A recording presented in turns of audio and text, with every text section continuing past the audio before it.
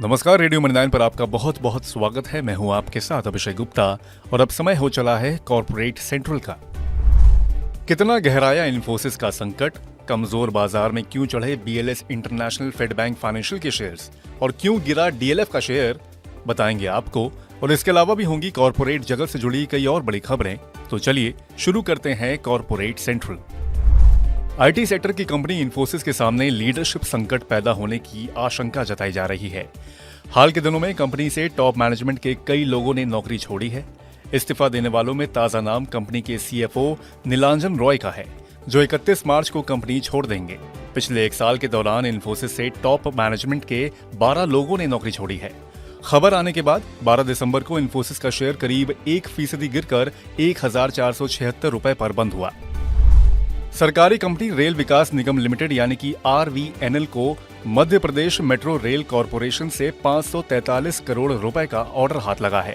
Indore metro rail project की ओर से elevated stations के कंस्ट्रक्शन से जुड़ा ये ऑर्डर कंपनी को 1092 दिनों में पूरा करना है। ऑर्डर मिलने की खबर के बावजूद आरवीएनएल का शेयर हल्की गिरावट के साथ और 185 रुपए 60 पैसे की ऊंचाई से करीब 4% गिरकर बंद हुआ। हाल में शेयर बाजार में लिस्ट होने के बाद फेड बैंक फाइनेंशियल ने पहली बार अपने तिमाही नतीजे घोषित किए, जिसमें कंपनी का मुनाफा रिकॉर्ड उच्चतम स्तर पर रहा है। फाइनेंशियल ईयर 2024 की दूसरी तिमाही में कंपनी का मुनाफा 25.1% बढ़कर 57.8 करोड़ रुपए रहा।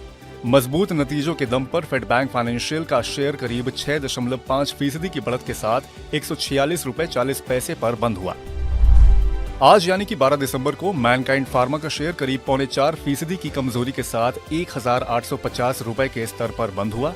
कंपनी के 3.01 करोड़ शेयरों की ब्लॉक डील हुई, जिसकी वैल्यू 5550 करोड़ रुपए आकी गई है।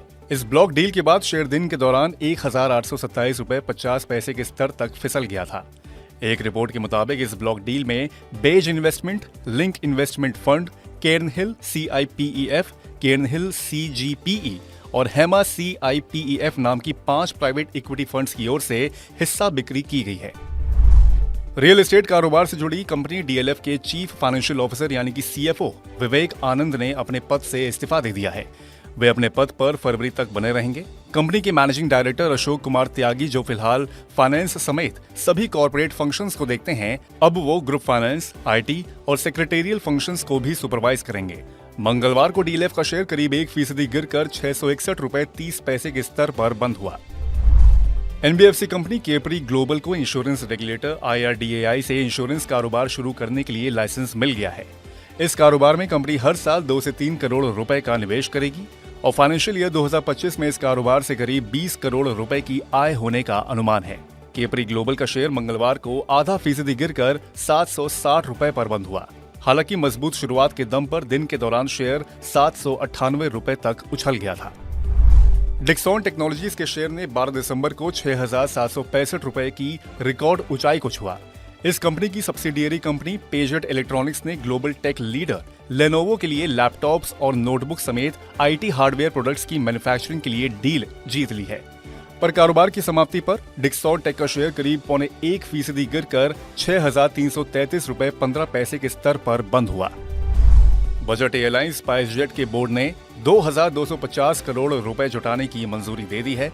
1,600 करोड़ रुपए इक्विटी शेयर जारी कर और 650 करोड़ रुपए की रकम वारंट जारी कर जुटाई जाएगी, जिसका इश्यू प्राइस 50 रुपए तय किया गया है। साथ ही दूसरी तिमाही में कंपनी का घाटा 835 करोड़ रुपए से घटकर 428 करोड़ रुपए रहा। बोर्ड बैठक के बाद स्पाइसजेट का शेयर 8.7% गिरकर 55 रुपए 30 पैसे तक फिसल गया था। पर कारोबार की समाप्ति 4.2% की कमजोरी के साथ करीब 58 रुपए पर हुई। मंगलवार को बाजार में गिरावट के बावजूद बीएलएस इंटरनेशनल सर्विसेज का शेयर 7% की मजबूती के साथ 317 रुपए के स्तर पर बंद हुआ, क्योंकि इस कंपनी को कनाडा में हाई कमीशन ऑफ इंडिया से कंस्यूलर, पासपोर्ट और वीजा सर्विसेज मैनेज करने के लिए कॉन्ट्रैक्ट मिला है। इस खबर के चलते दिन के दौरान शेयर ने 319 रुपए 45 पैसे की रिकॉर्ड ऊंचाई को भी छुआ। दिग्गज फार्मा कंपनी सन फार्मा का शेयर आज करीब 2% लुढ़क कर 1217.05 रुपए पर बंद हुआ।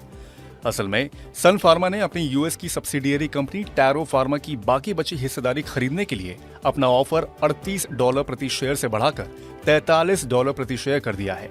ये कदम कंपनी की ओर से मई में टैरो फार्मा की 100% हिस्सेदारी खरीदने की योजना का हिस्सा है। तो आज के कॉर्पोरेट सेंट्रल में फिलहाल बस इतना ही। ये पॉडकास्ट आपके लिए तैयार किया है हमारे सहयोगी संदीप ग्रोवर ने।